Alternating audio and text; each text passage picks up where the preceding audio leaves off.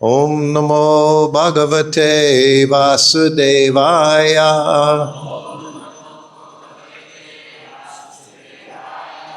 Om Namo Bhagavate Vasudevaya. Om Namo Bhagavate Vasudevaya.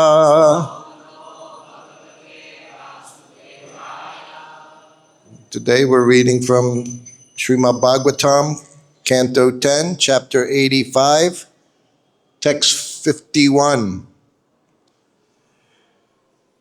Smarod Gita Parisvanga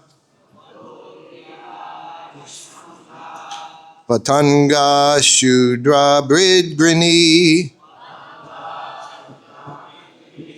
Sadi Me Mat Prasadena Punar Yasyanti Sadgatim Smarod Gita Parisvanga Patanga Shudra Bridgrini Sadi Me Mat Prasadena Punar Yasyanti Sadgatim Smarod Gita Parisvanga Patanga Shudra Bridgrini Sadi Me Mat Prasadena Punar Yasyanti Sadgatim. Sat, 6, May, these, Mat, my, Prasadena, by the grace, Punaha, again, Yasyanti, will go, Sat, of saintly persons, Gatim, to the destination. Translation. By my grace, these 6, Smara, Udgita, Parisvanga, Patanga, Shudrabrit, and Grini, will return to the abode of pure saints. Purport by the disciples of Srila Prabhupada.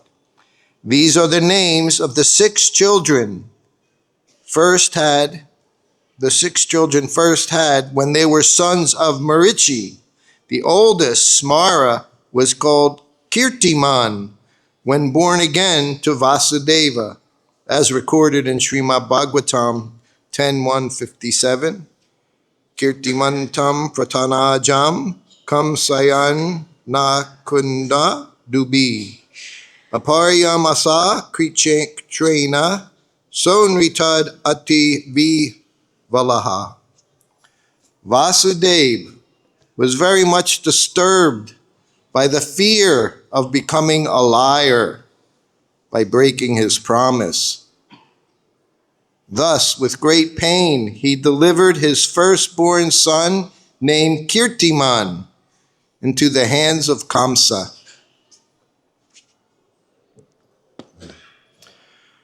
Amaganatimadandasya Gananjana Salakaya Chaksul and Militam Jaina Tasmai Sri Gurave Namaha Sri Chaitanya Mano Bistam Stapitam Jaina Bhutale Svaya Rupa Kadamayam Dadati Sva Patandikam Vanchakopa Tirubhishta Kripa Sindhubhya Evacha Patitanam Bhavanebhyo Vaishnavebhyo Namo Namaha Jaya Shri Krishna Chaitanya Prabhu Nityananda Shri Advaita Gadadhar Sivasari Gaura Bhaktavinda Hare Krishna Krishna Krishna Hare Hare Hare Rama Rama Rama Hare Hare Hare Krishna.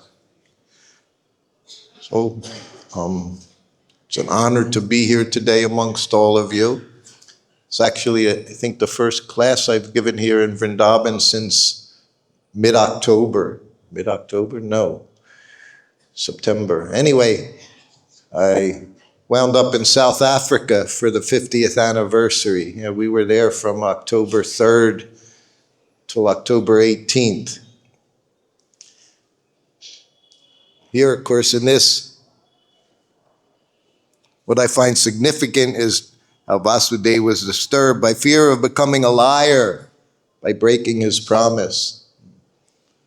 One thing you learned when you were with Srila Prabhupada is he would say, we never would lie to him. Well, usually never, but he would call it trickery, not to try to trick the spiritual master.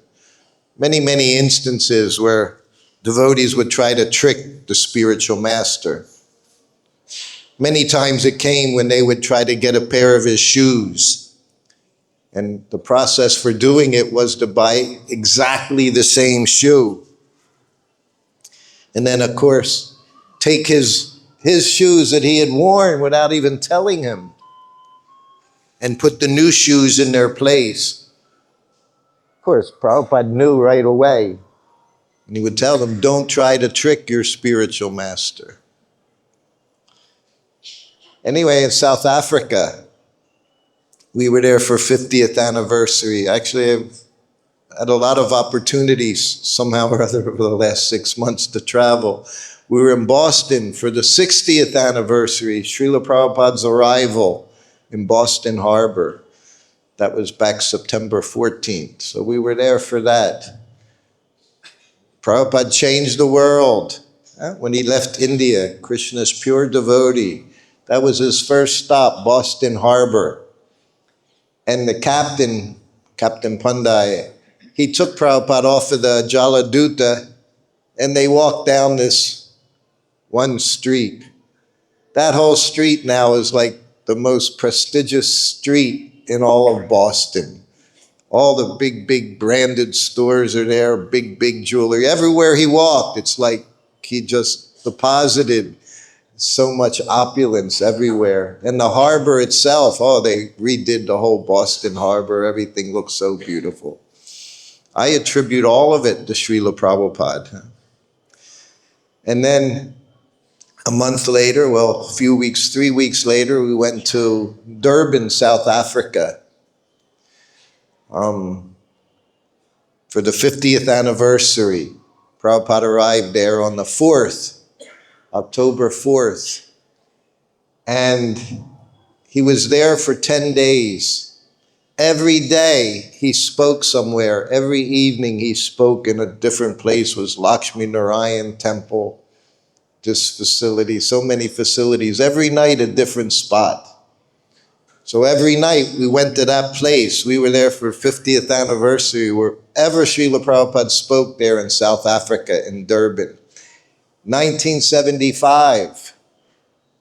It wasn't an easy place.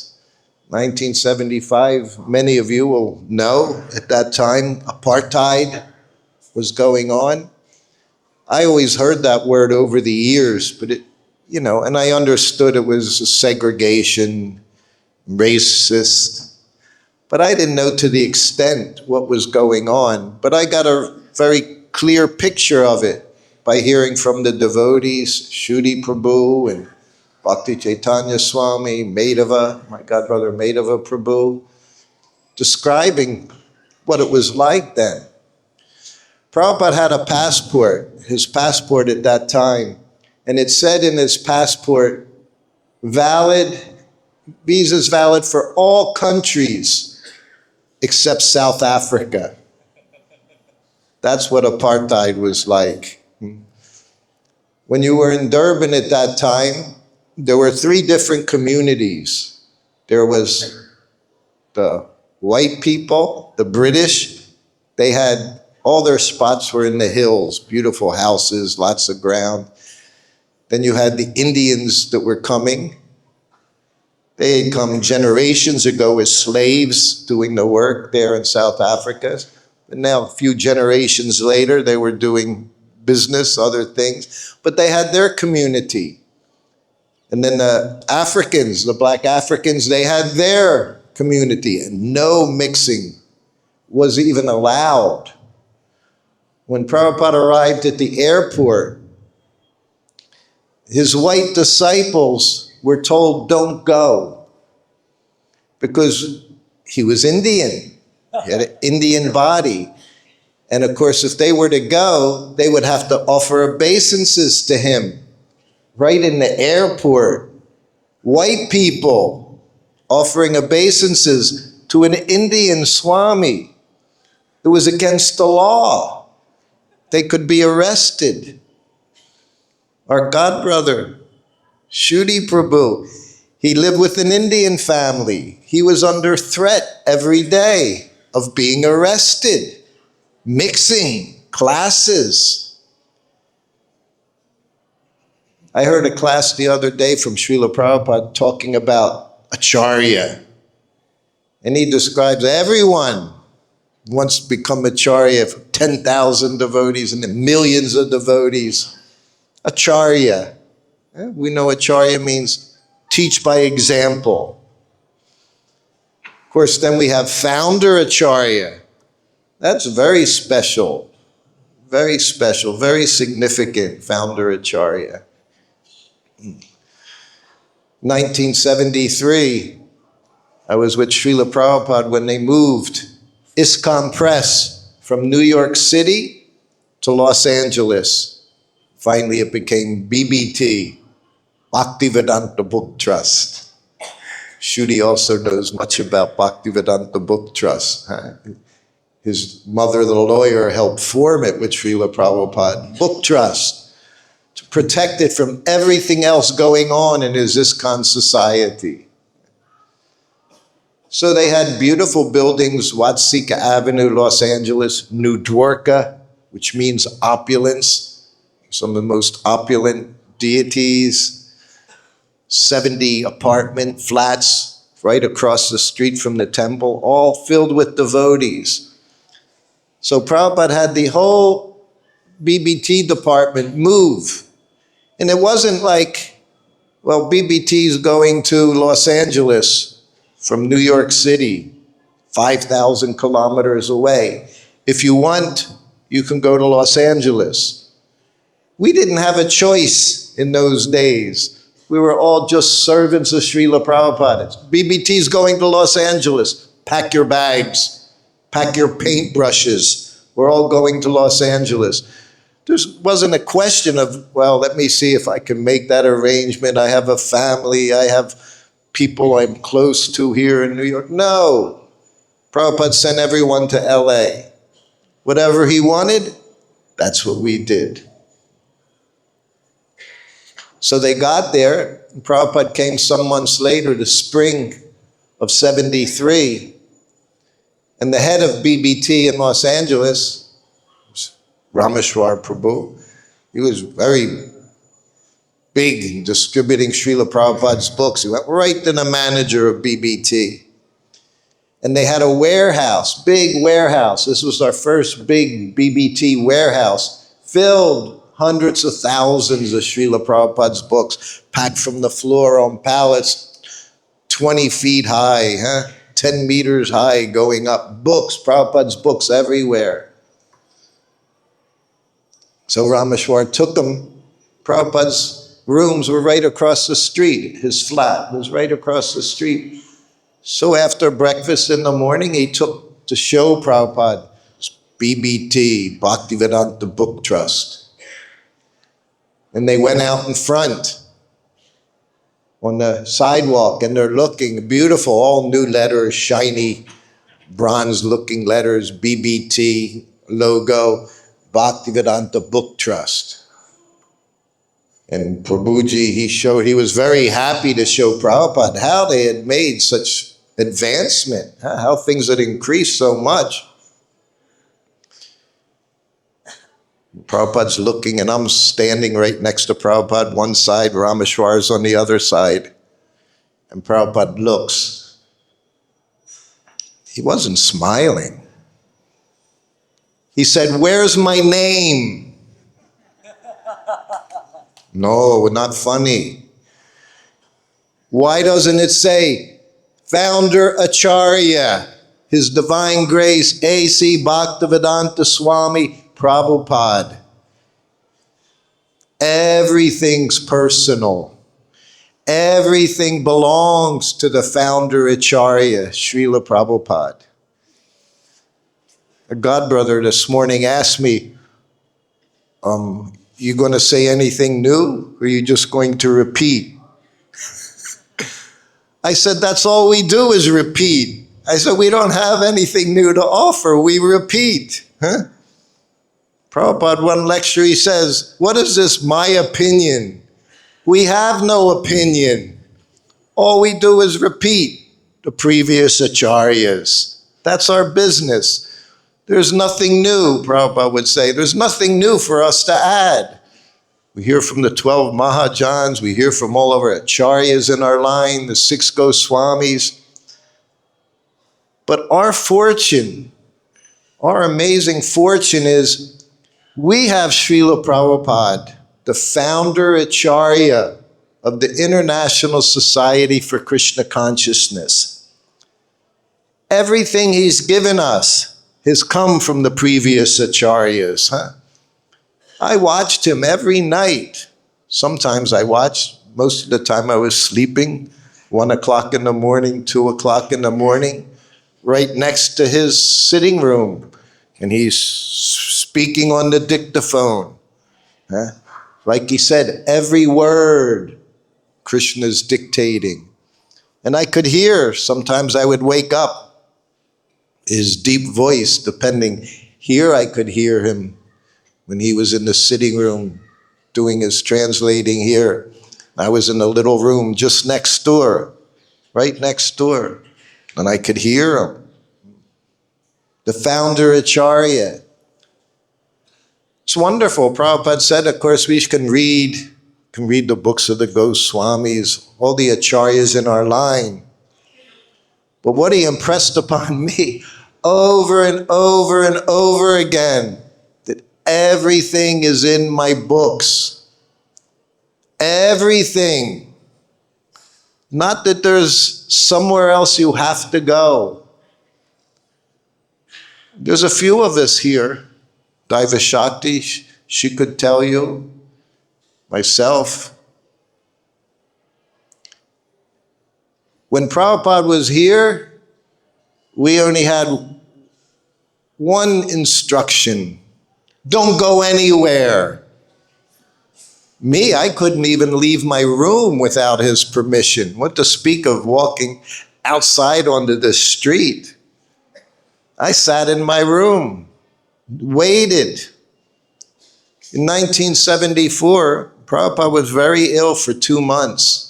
You see where his bed is there in his sitting room? That same bed was in the same place, 1974, 3 years earlier. And Prabhupada was very sick. We started 24-hour kirtan, chanting.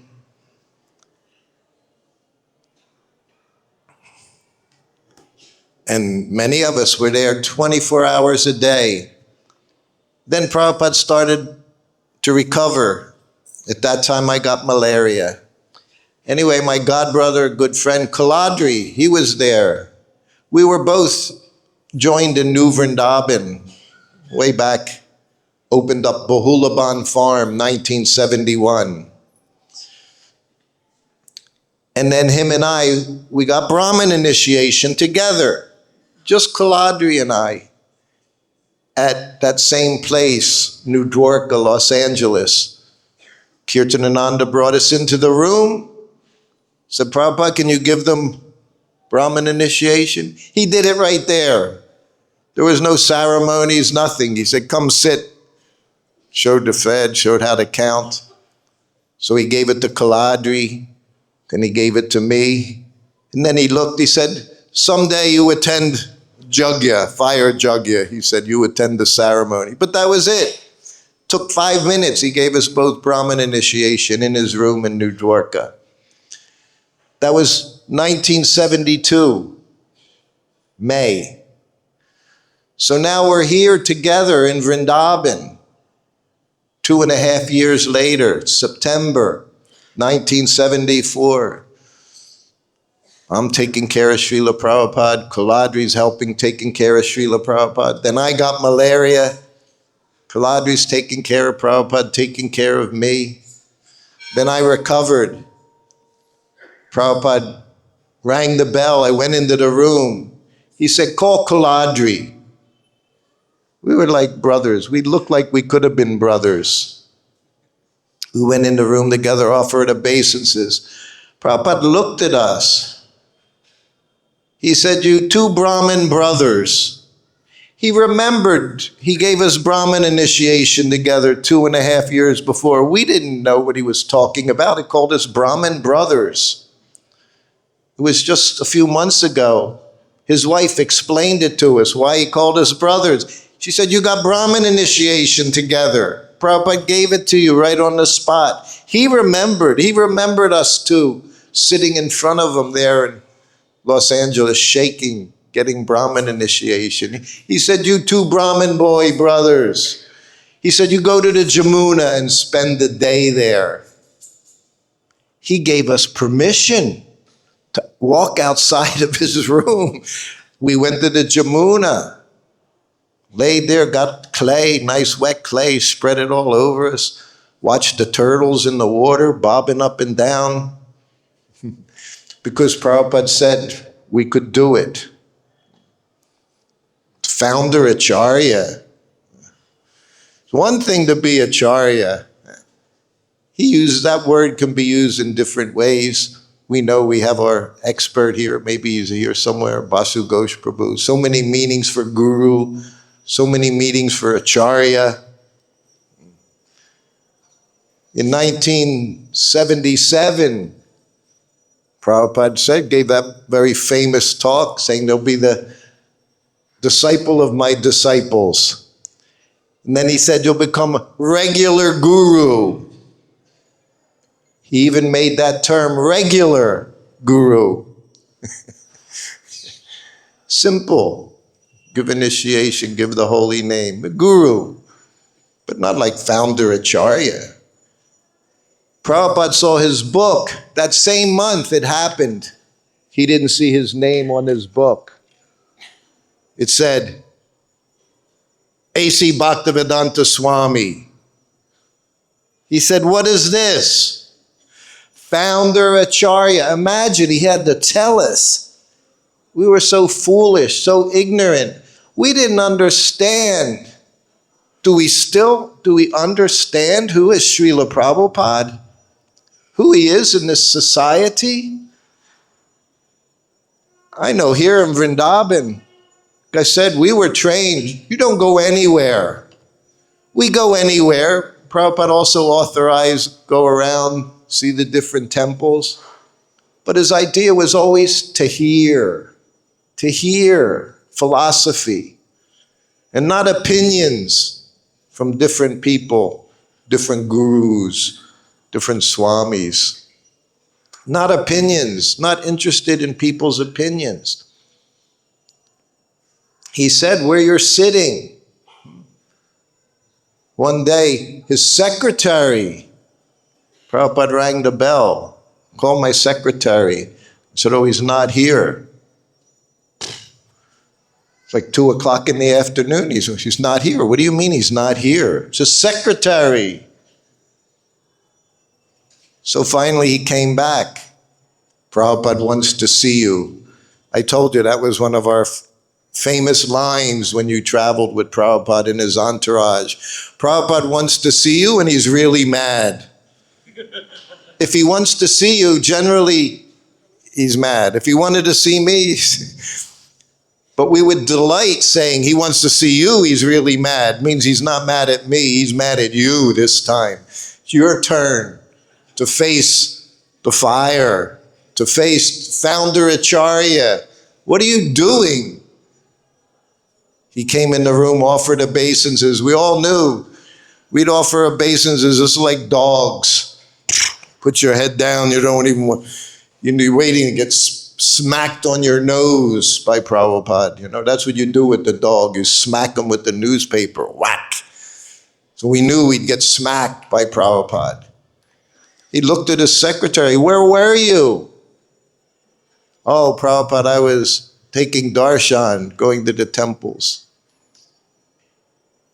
He said, I placed all the holy places of Vrindavan here in the courtyard of Krishna Balaram Mandir. How close did Srila Prabhupada want us to stay to him, to his teachings? For years we heard Narayani Mataji, she knows. We have nothing else but what he's given us. That's all we know. We don't know anything else. And we don't want to know anything else because everything he gave is perfect. No opinions. So we're not interested in your opinions. What would he say? We don't say perhaps, maybe. Don't use those words. You don't see Prabhupada and Srimad Bhagavatam saying, well, maybe this happened. No, what happened, happened. And Prabhupada here, he gave us this amazing facility, Krishna Balaram Mandir, to protect us.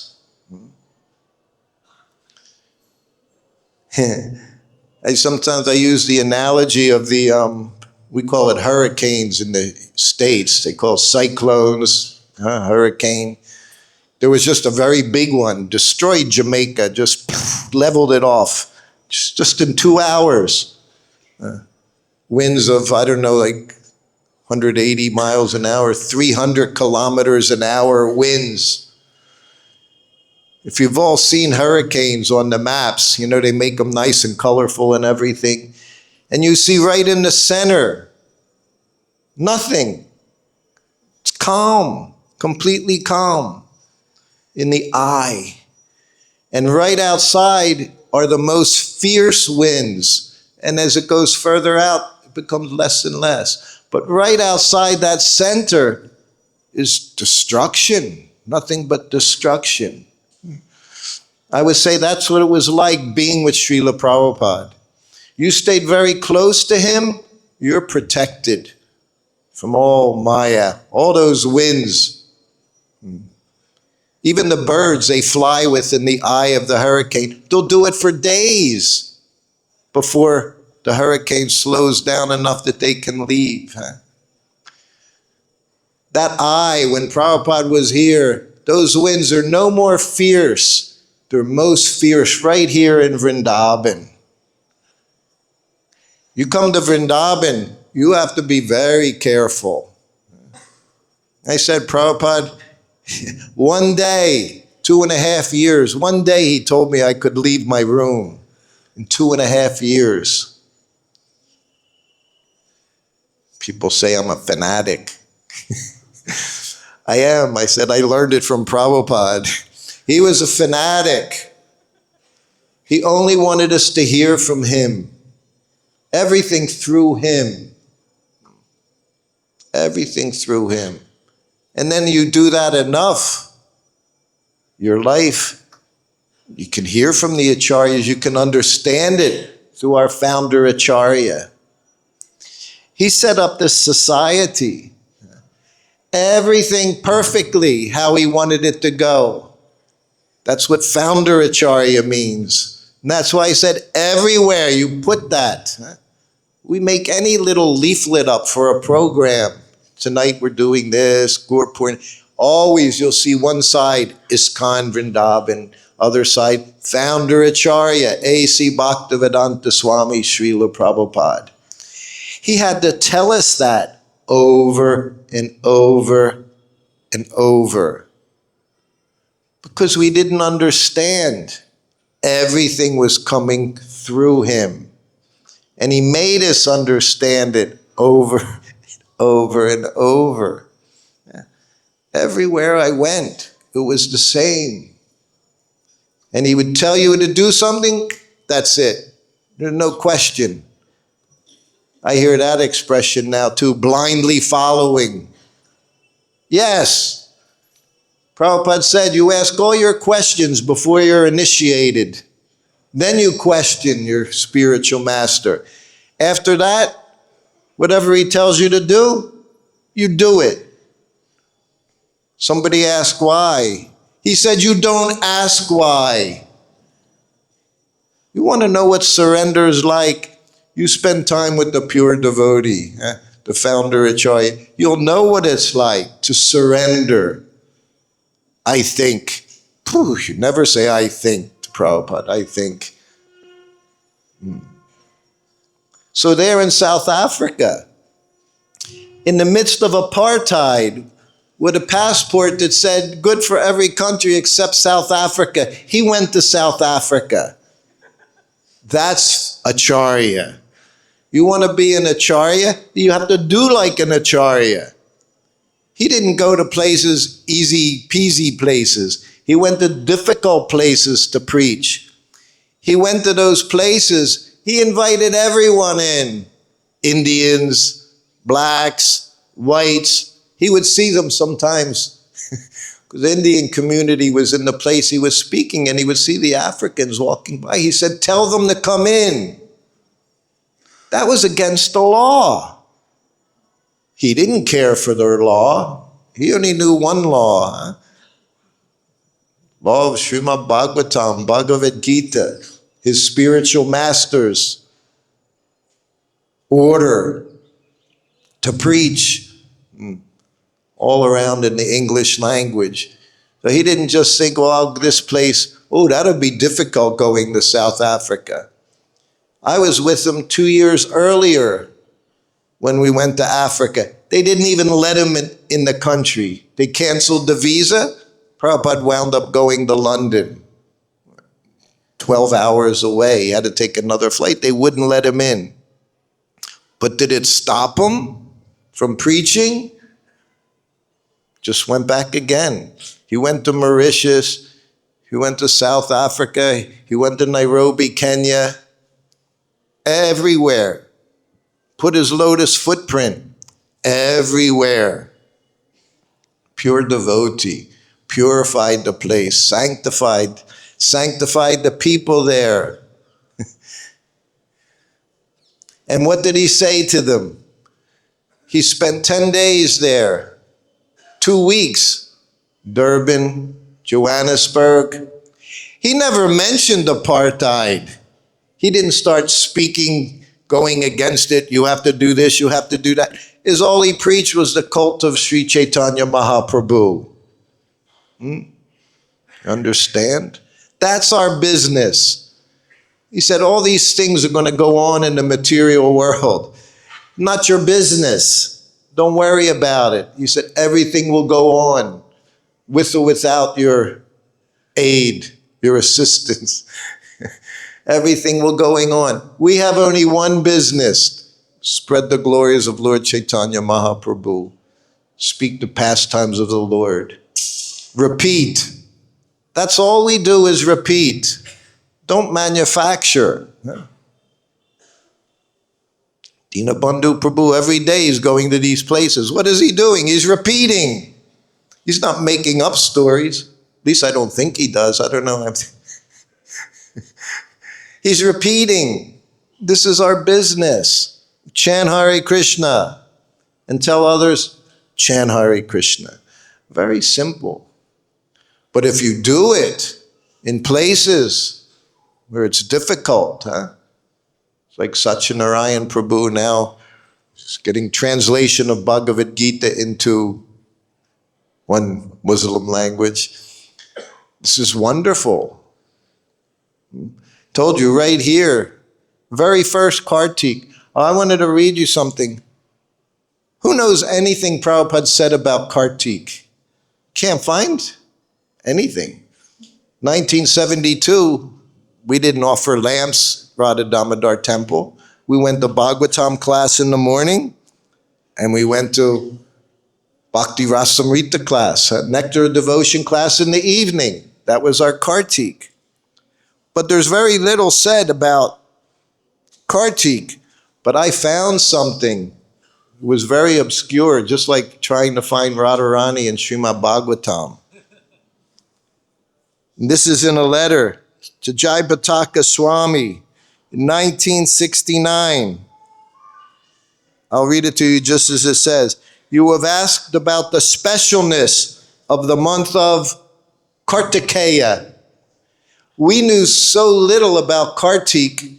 The devotee, his secretary, who's typing the letter out, put Kartikeya in because he didn't know what Kartik was. None of us knew what Kartik was.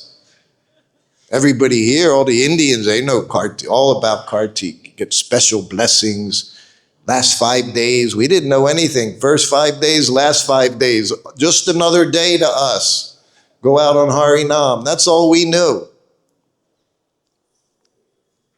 So Prabhupada says, you have asked about the specialness of the month of Kartikeya, Kartik. And the answer is that it is a special inducement for persons who are not in Krishna consciousness. It is an indirect inducement to take the devotional service in earnest seriousness. And then he says, every moment is Kartikeya. Every moment is Kartik. Devotee, every day is the same. Kartik, not Kartik. No different. In this connection, there's a good example that sometimes a store gives special concessions to attract new customers. But for those who are already customers, there is no need of special sales. They'll purchase it at any cost if they know the import and value of the goods. Similarly, those who are pure devotees do not aspire for any concession. Out of spontaneous love, they try to engage themselves in devotional service 24 hours each day, 365 days every year, without any stoppage. So this is the only thing we ever heard, Srila Prabhupada, at least that I have written down about Kartik. And it wasn't even Kartik, it was Kartikeya. No one knew what Kartik was. And as Prabhupada says, for the devotee, every day is Kartik day. There's no difference. But it's so wonderful. We see here this morning, Mangal Arti. There was nowhere to stand in this whole temple this morning for Mangal Arti. So this is very, very nice. And our business is to tell them about Krishna, as we heard from our founder, Acharya Srila Prabhupada. This is the business. Founder Acharya, everything you need to know, you can get from him, from Srila Prabhupada. ISKCON society, everything is there. And like I said, you have to be very careful here in Vrindavan. Oh, there's all kinds of people out there. They'll tell you this. Well, there's this. You don't know about this. You don't know about this. Devotee asked Prabhupada about his spiritual body. Prabhupada looked at him. He said, first deserve, then desire. Not that I've been in the temple for 3 months now. I want to understand what my spiritual form is. No, it doesn't work like that. Not such a cheap thing. And they'll give you their zircon. You know zircon? Zircon is a fake diamond. Zircon. Now there's so many fake diamonds are out. There's lots of fake diamonds out there. And Prabhupada told us, avoid them at all costs. They'll ruin your spiritual life. South Africa is very, very nice. So many devotees. Beautiful temples. We're going to one soon, a couple of weeks, 20th anniversary. And when we were there in Durban, it was the 40th anniversary of the opening of the temple, which means it was opened 1985. But it says very clearly, ISKCON Durban, founder Acharya A.C. Bhakti-Vedanta Swami Srila Prabhupada. Not my temple. Somebody built the temple, disciple, grand disciple, slaps his name on it. No. Everything must have the name of the founder Acharya Srila Prabhupada. Everything we do. And we know you don't add. You don't subtract. If you want the potency, Prabhupada said, I only met my spiritual master. He said different things, sometimes maybe 10 times. He said, but I always heard. And all he did was repeat what he heard. And I've seen that again and again, how much he repeated what he heard from the spiritual master. Not that we're so proud, we think, I have to come up with something extra. Otherwise, I'm just repeating. Prabhupada said the opposite. It's all we do is repeat. This is surrendered disciple, the spiritual master. So we're in these last 5 days. It's very nice to be here with everyone. So many wonderful devotees here in Vrindavan. And I'll stop here if there's any questions. My Keshi Damana Prabhu, we'll start with you.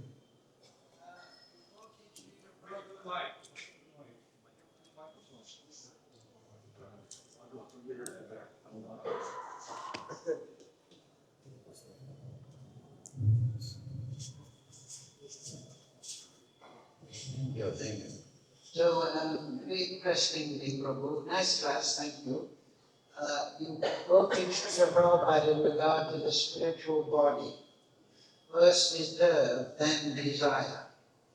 So, can you clarify how we can deserve to desire the spiritual body? A good question. Prabhupada impressed upon me all through service. Of course, regulative principles, can take them for granted. We follow the 4 regulative principles, chant our rounds. But service, the spiritual master, he becomes happy when he sees his disciple is carrying on his desires, his mission. And how long that takes, Prabhupada said that too. No separate endeavor is required. It comes down, as we know. It comes down. The mercy comes down through the disciplic succession. And he said, when the time is there, everything is revealed. You'll know your spiritual master, his form in the spiritual world. You'll understand your position. Everything will be there. But it requires, like I said, look what Prabhupada did. You want to be noticed by Krishna. You take risks for Krishna. Not the easy, comfortable way. That's also devotee. But Prabhupada said there's devotees and then there's devotees. We can see the position of Srila Prabhupada. Like I said, when I realized what he did when he went to South Africa, that was very powerful statement he made by doing that. And of course, 50 years later, there's temples all over South Africa. So many devotees are there. All by his taking a risk. He actually took a risk. So everything will come the more we can do for Krishna. The more service we can do for the spiritual master, then his mercy is there. Prabhupada mentions a god brother. Prabhupada said some different things about different god brothers, not complimentary, sometimes very much the opposite. He ruined. My Guru Maharaj, he set up a GBC, and he said this god brother, after he left, he made it disband, he challenged it. And then Prabhupada said, the devotee asked, well, what happened to him? Prabhupada said he went back home, back to Godhead. And his disciples said, if he did all these things, disobeyed his order, how did he go back to Godhead? And Prabhupada said Prabhupada accepted his service. In other words, Srila Bhaktisiddhanta Saraswati Thakur accepted his service. So this is what it takes for us. What possibility do we have? We want to do something and be accepted by Srila Prabhupada, our service accepted by him. And then he can, just like his Guru Maharaj went back to Godhead, his disciple, same thing can be there. Somehow we need to try to satisfy Srila Prabhupada. Is that okay? Yes, excellent. Thank but you. One thing just occurs to me in regard to Prabhupada's statement. First, we should desire to deserve to desire the spiritual body. Yes. And therefore, we should desire to deserve by serving the spiritual master. very faithfully. Yes. Yes. Thank you. Thank you. Panchagoda Satyanarayan. Srila Prabhupada did mention that I gave you the basic foundation, now you should expand on it, and make it develop and grow. And it seems a little bit restrictive that Prabhupada wouldn't let you out of the room, or that we can't just go and, have a little freedom. How does our lack of freedom apply in spiritual life and being so controlled by the whole thing? Yeah. That's what we do when we become disciple. We surrender our freedom. We surrender our freedom. There's, of course, different categories, different ways we do that. Some can seem more intense. Like Siki Mahidi was here, he said, so many have said to me when they read my book, I couldn't do what you did. I couldn't do that. I couldn't sit in my room. I couldn't have done that. And I guess that's why they weren't. That's why I was there. I could do it for a period of time. Everything always you have to keep busy. I wasn't very creative in my head. I remember at Radha Damodar Temple, leaving the veranda between Prabhupada's two rooms and walking to the very front door of the temple and just looking into the street. I didn't have to be told to stay in my room. I was afraid to go out into the street 50 years ago. What to speak of now? I'm more afraid. I'm even afraid to go from MVT to here sometimes. There's so many people everywhere. But I just walked to the edge, looked back and forth. About 50 meters to one side, there was a rubbery stall. I liked rubbery at that time, but I didn't have money. I had nothing. No, I'm speaking. But if you want Krishna, you have to pay the price. If you want money, he can give you lots of money. You can chant Hare Krishna. You can do so many ways, bring in lakhs and lakhs of rupees if you want. If that's what you want. But then you don't get Krishna. You only get Krishna when you refuse everything else he's offering you. All the phantasmagoria, all the opulences. I say Prabhupada, as he traveled, his favorite thing was to leave his room and go sit under a tree. Bhaktivedanta Manor, beautiful rooms. If the sun shine, which didn't happen very often in England, but when it shined, he'd go sit. We see all those photographs and videos, Prabhupada at Bhaktivedanta Manor. So simple. He was happy. He was happy with his disciples, seeing his disciples. He's happy seeing devotees engaged in devotional service and chanting. But like Abhiram would say, when Prabhupada said, you're doing all this service, it's at that time, the last few months, he had to help Prabhupada with everything, all physical activities Prabhupada was doing. He said, you're doing this, And Abhiram said, well, if I wasn't with you, Prabhupada, I'd just be in Maya. And Prabhupada smiled and said, okay. So this is our position. We're doing this. If I wasn't doing this, Prabhupada protected me. Never wanted me to leave his side. Because he knew as soon as I was left his side, I'd be in Maya. But it was a choice that we all have to make. I had to make, you have to make, we all have to make that choice. Whether we take Krishna front side or backside. Prabhupada would say backside. We have to make that choice every moment. But Prabhupada showed us how to make the right choice. As Acharya, he showed us what to do, how to engage 24 hours a day. I told you, as far as the books, I've told that story so many times, Prabhupada, over and over again, every time I went in his room. If you just read this one book, you can be Krishna conscious. And there were always his books. When I joined him, 72, you seen that picture of Prabhupada with that purple blanket, purple spread behind him. That was New York City, 1973.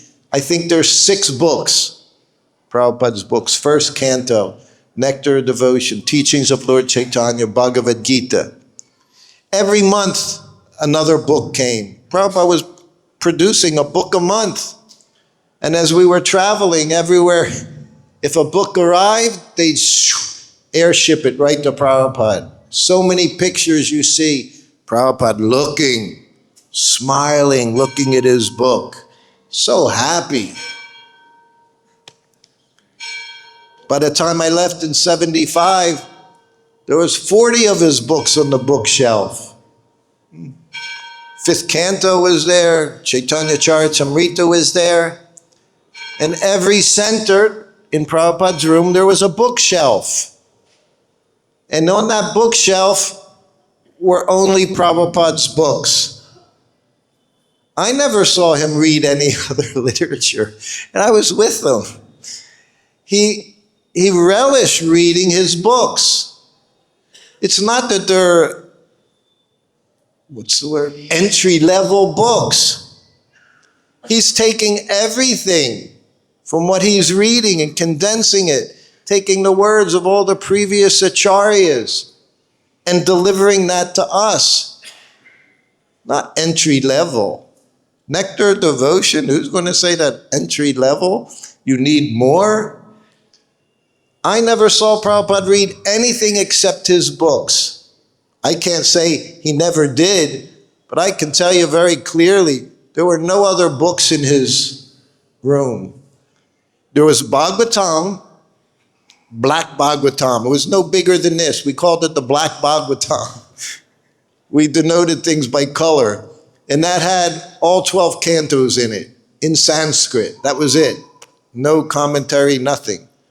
So that would be on his desk. One side, that would be here. Then on this side, we called it the Green Bhagavatam.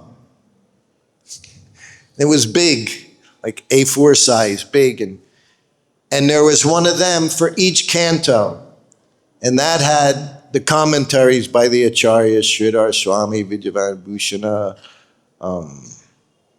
that we hear over and over again when we see Prabhupada's purports. And he'll say, Sridhar Swami says like this. This one says, so they were the 2 books. And he spent hours every early morning, night, midnight, 1, 2, 3 o'clock, 4 o'clock in the morning, looking at these 2 books and then dictating. And he says, who is he taking dictation from? Anyone? Krishna. How can anyone say these books are not filled with potency?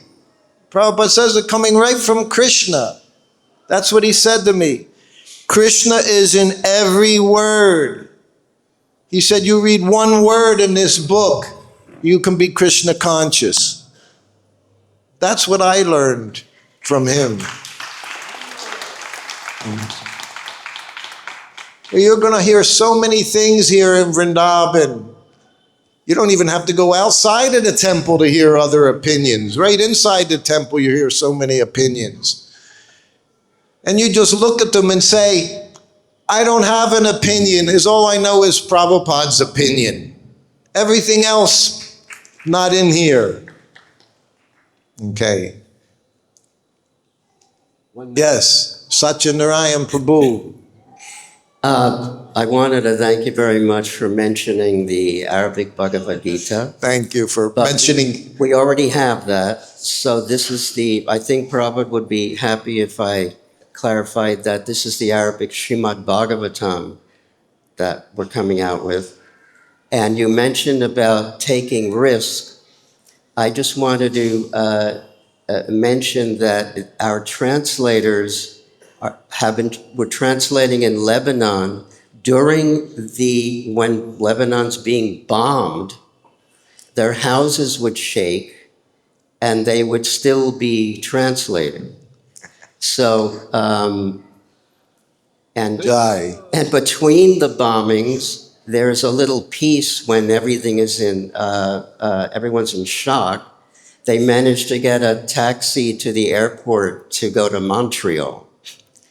So, these are the real heroes in my view Jai. that are letting these books be published. Thank you so much. Hare Krishna. This is still going on. Translation of Srila Prabhupada's books that is still carrying on 50 years later. Any other question?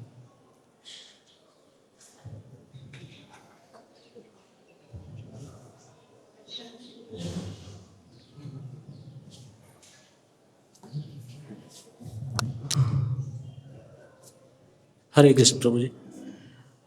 Prabhuji, first of all, Maharajji, such wonderful words, and one particular thing which I am going to take is, what?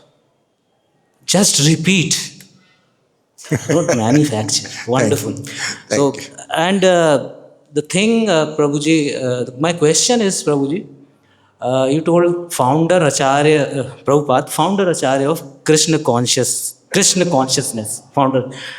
So, wonderful. This word in particular, Prabhuji, I am unable to understand. Krishna consciousness. And first of all, I would like to mention myself, because I know people are going to come to me to kick me off brutally after this question, maybe. Because I am myself running a library which is containing entire books of Prabhupada. So, Krishna consciousness, this means, as far as what I see is that consciousness is big enough to contain Krishna, isn't it? So, because what I know is that Krishna is entirely beyond the entire dimensions of senses or body or mind or intellect or consciousness or whatever we say. So, how can what's your question? Saying this Krishna consciousness question? This is my question. What's your question? Question is this itself. Krishna consciousness. So, is there anything called Krishna consciousness with all regards to Prabhupada? Because saying Krishna consciousness becomes huger than Krishna. Mathematically, if we say consciousness becomes the superset and Krishna becomes the subset, or maybe the element of it. So, how can consciousness contain Krishna? Because Krishna himself is not conscious of himself. When he sees himself in the mirror or water, he is mesmerized by his own beauty. So, how can consciousness contain Krishna? This is what my question is. Keshi Damana, he can answer your question. He's more qualified than me. Thank you for your kind words. I'm not sure I understand the question, but Krishna is not beyond the consciousness. Krishna, there's one verse by Rupa Goswami, Atak Shri Krishna Namadi Na Bhavad Graham Indriya. Sevan Mukhi Jivado Swayameva Spuryada. So yes, Krishna is transcendental and he cannot be perceived in ordinary circumstances, usual, by the material senses of the body. However, consciousness is not generated in the body. Consciousness is the emanation of the soul. The soul is always perfect and complete, but the problem is our consciousness is contaminated. So by sadhana bhakti, we purify the consciousness, and we start doing that by, in Kali Yuga particularly, by hearing and chanting. So as the consciousness becomes more purified, then Krishna, through his grace, will manifest within the purified consciousness, or in any way he chooses, but generally he will manifest in the consciousness out of his grace. So to achieve that grace, the manifestation of Krishna within our consciousness, we should take shelter of the pure devotees, sadhusanga, shava, shastra, hoy, ravamata, sadhusanga. Just like Prabhu was saying, the goal of the sadhaka is to execute the order of the qualified spiritual master. that is the way to please Krishna.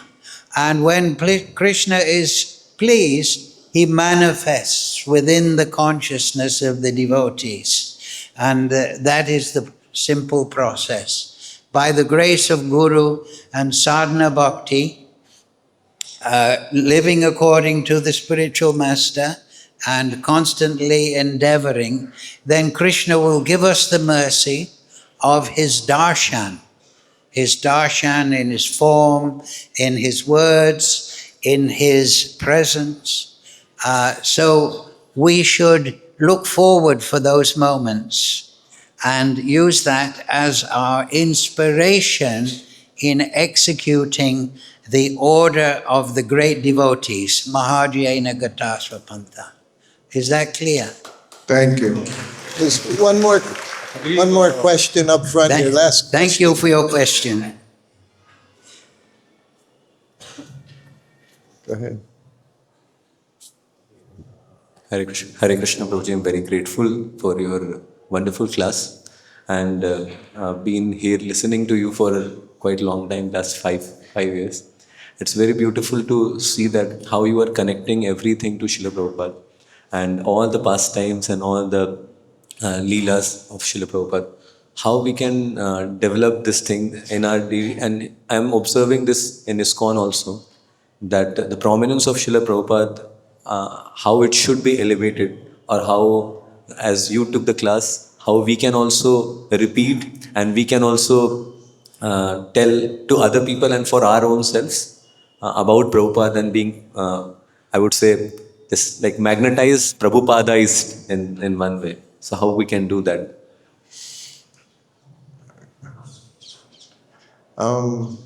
Association. You have to seek out good association and service.